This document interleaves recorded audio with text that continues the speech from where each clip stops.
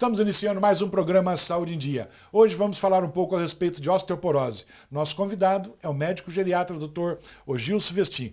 Doutor, prazer tê-lo aqui conosco e podermos explicar um pouco para os nossos telespectadores da famosa osteoporose. Queria agradecer o convite, Luciano, na expectativa de poder ajudar as pessoas que têm alguma dúvida a respeito do assunto. Tenho certeza. Doutor Ogilson, falando de osteoporose, então o que vem a ser a osteoporose? A osteoporose, nós temos um processo de construção e de moldagem do nosso tecido ósseo que antigamente achava que você, depois que você formou o seu esqueleto, ele estava pronto e ficaria estático. Na verdade, é um processo dinâmico que tem de construção e de moldagem, de reabsorção óssea. Certo. Esse é um processo contínuo. Com o passar da idade, com a perda hormonal, o que acontece? Você consegue ter mais captação, reabsorção óssea do que construção óssea. Então nós temos que tomar cuidado porque a osteoporose ela acontece. E ela acontece mais em determinados casos que nós vamos explicar melhor. Quer dizer que em determinada época acaba ocorrendo então uma perda da massa óssea. Essa perda da massa óssea, depois de determinada faixa etária, ela é inexorável, ela vai acontecer de qualquer maneira. Para que isso não aconteça, nós temos que ter uma prevenção, depende da sua alimentação, da sua atividade e, uma vez diagnosticado, alguns medicamentos. Doutor, acredito que há dúvida também, várias pessoas já ouvi questionar o que vem a ser a osteoporose e o que vem a ser a osteopenia. Qual a diferença das duas? Como eu disse, é um processo dinâmico. Você tem o esqueleto normal, que a densidade óssea dela é uma quantidade normal, que você compara a densidade da pessoa com um adulto jovem, em torno de 20 anos, quando você chega no seu auge da sua massa óssea. Aos 20 anos. Aos 20 anos. A partir daí, com as idades, você vai fazendo uma relação no exame de densitometria óssea, que você vê a densidade do osso. Essa densidade do osso, aí você vê, se você tiver numa faixa, uma determinada faixa, você está numa osteopenia, ou seja, numa perda óssea, que, portanto, não chega a ser a doença que é a osteoporose. Seria o começo Justamente, da doença. É o início do processo, sendo um processo dinâmico. A primeira fase pré-osteoporose é a osteopenia. A grande vantagem de você ter essa graduação, porque é uma das poucas doenças que você pode prever o acontecimento. Ou seja, você pode tomar iniciativas quando você não tem nada, quando está normal, quando está com osteopenia e quando você está com osteoporose. É muito difícil falar assim, os casos de diabetes e tal, falar, tem pré-diabético. É similar, mas não é a mesma coisa. O ideal, então, é fazer sempre a prevenção. Aliás, em todas as patologias, sempre a prevenção é o melhor remédio. Com certeza, a prevenção é sempre o melhor remédio. Doutor Ogilson, quem tem a osteoporose, por que deve preocupar com essa doença? A osteoporose, ela deixa a pessoa totalmente... aumenta a limitação dessa pessoa, porque você pode ter dores, pode ter fraturas e fraturas espontâneas. No caso da geriatria, muito mais ainda, porque você pode ter fraturas importantíssimas de cabeça, de colo de fêmur, de coluna, que pode deixar a pessoa totalmente imóvel e dependente ou de uma cadeira de rodas, ou de uma cama, Às vezes até mesmo sem atividade física, sem exercício, digamos assim, a pessoa pode ter uma fratura, não é isso? Justamente, nós chamamos de fraturas espontâneas, doutor Luciano. Ela ocorre mesmo você quieto, ou vai pegar alguma coisa, vestir uma roupa, sentar numa cadeira sem nenhuma queda, essa fratura pode existir. Porque o osso vai ficando muito friável, ele quebra facilmente. Então todo cuidado ainda é pouco. E a prevenção, você começa a prevenir de osteoporose na sua juventude. E essa prevenção é basicamente a sua alimentação e a sua atividade física. E você também você tomar os raios de sol, que é a vitamina D. Que é a vitamina D, que é muito importante. E nos dias atuais, todo mundo trabalhando como tem trabalhado, né, doutor? Então acredito que fica mais difícil a pessoa se expor aos raios, mas o tempinho que tiver vão aproveitar os raios solares, né? E tem outro fato, mesmo às vezes quem se expõe aos raios usa filtro solar, e o filtro solar ele inibe a produção da vitamina D. Então você tem que tomar o sol sim, em determinados horários, sem o filtro solar, sempre com filtro solar na face. No corpo você pode tomar de 15 a 20 minutos sem filtro. Se for ficar mais, você pode passar o filtro. Porque a importância também dos raios de sol, eles são muito bons, mas eles podem ser danosos à pele e causar o câncer de pele. Câncer de pele, né? Quer dizer, Então, mas isso a gente acaba tem. prejudicando outra parte. Justamente, você facilita uma coisa e prejudica a outra. Mas um pouco, tudo bem dosado, aí que está o pulo do gato. E a alimentação e a suplementação de vitamina D. E para que você possa fazer uma suplementação correta, você tem que fazer a dosagem laboratorial. Isso hoje em dia é tranquilo. Porque o hormônio... Não é olhar e saber se a pessoa está com falta de vitamina D, não tem como, né? Está branquinha, né? A vitamina D, às vezes a pessoa... ela tem uma suplementação boa, ela pode ser branca, clara e ter vitamina D. Às vezes a pessoa está morena e não tem quantidade certa de vitamina D. Doutor, as causas da osteoporose, quais seriam elas? As causas da osteoporose, a primeira causa que você vê uma história familiar, doutor Luciano. Se tiver algumas pessoas na família que têm osteoporose, né, você fica alerta. Alguns determinados medicamentos, pessoas que usam corticóide terapia, né, alguns medicamentos nesse sentido, eles também facilitam com que a doença apareça. O sedentarismo, o tabagismo, né, a não ingestão suficiente de cálcio, que pode ser por derivados de leite, por verduras escuras, sardinhas, peixes. Todos esses alimentos eles são ricos em cálcio. E às vezes as pessoas... Tem uma moda atualmente que fala que leite faz mal. Né? O leite não faz mal, ele faz mal para pessoas que têm deficiências em determinadas enzimas. Aí muita gente deixa de tomar leite que fala que leite faz mal. Mas não sabe por quê, né? E não sabe por quê. Outras dúvidas que ocorrem é a questão de se o leite desnatado ou leite sem lactose, ele tem menos cálcio. Não tem menos cálcio. E você não pode ser só o leite, que às vezes a pessoa não gosta de leite, mas ela pode ter queijo, pode iogurte, requeijão, né? E todos os outros derivados, né? Doutor, nós vamos fazer um breve intervalo, já voltamos com o programa Saúde em Dia. Voltamos com o programa Saúde em Dia e hoje falando um pouco a respeito de osteoporose. Doutor Ogilson, então já falamos, né, dos sinais, do que acontece com a osteoporose e como pode ser feito para prevenir a osteoporose? A prevenção da osteoporose, doutor Luciano, como é um processo de construção e reabsorção, então o que ajuda a construir? O exercício físico, tanto o exercício físico de resistência, como caminhada, corridas, como na parte respiratória, no exercício aeróbico e o anaeróbico, na questão da musculação, do pilates, hoje em dia muito usado, ele é excelente para fortalecer e depositar o cálcio nos ossos. A alimentação rica em produtos ricos em cálcio, como laticínios, verduras verdes, peixes.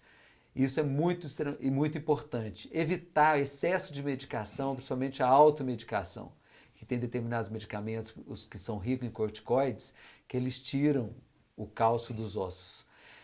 Avaliar sempre se não há nenhuma patologia, como algum problema na paratireoide, que também pode retirar o cálcio dos ossos. Ou seja, sempre procurar um especialista, procurar um médico geriatra, que é importante, não, e a automedicação, como o senhor acabou de dizer, nunca foi bom para ninguém. A automedicação não foi bom para ninguém, e a prevenção é o seguinte: você procurar um profissional de saúde que te oriente a sua nutrição e faça seus exames complementares. Que pelos exames complementares nós podemos dosar o seu cálcio, o seu magnésio, sua vitamina D e ver a quantidade que você precisa ser reposto, se a sua nutrição está adequada ou não.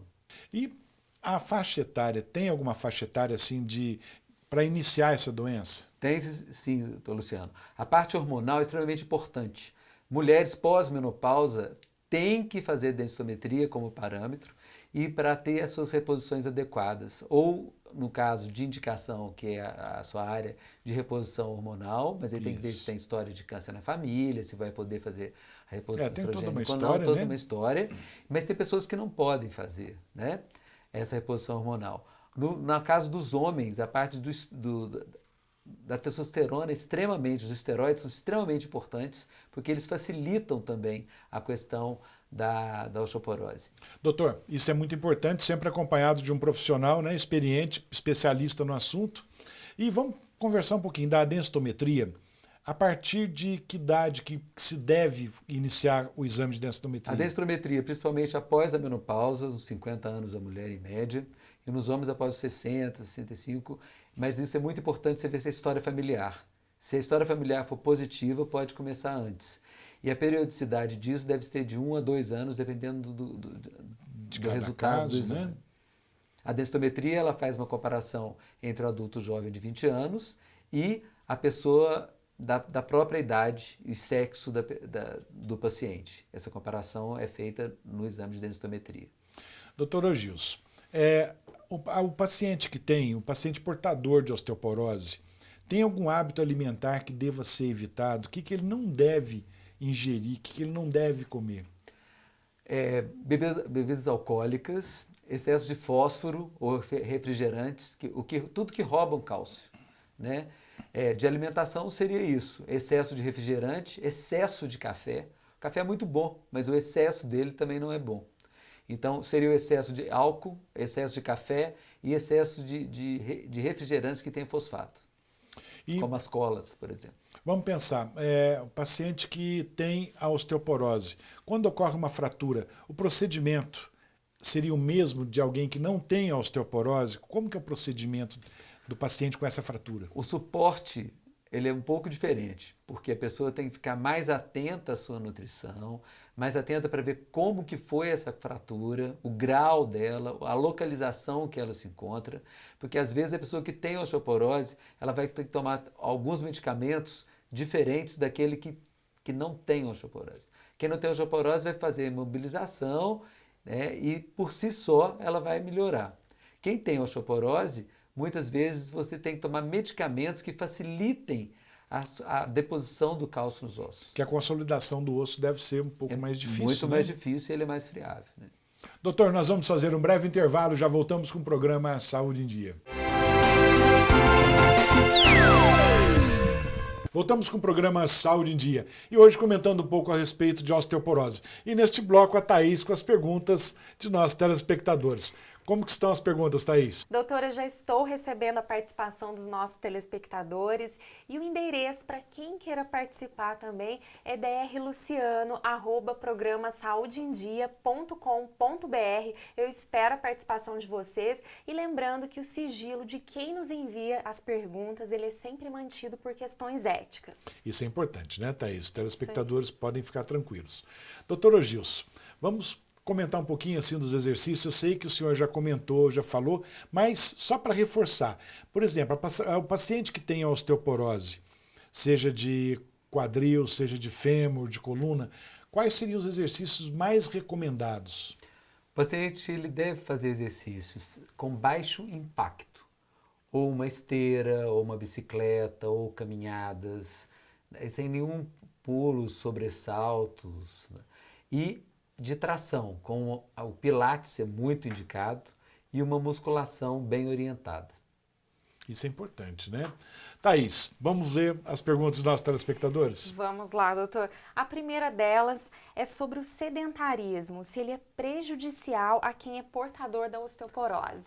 Completamente. Sedentarismo é prejudicial a todos, quem tem e quem não tem osteoporose.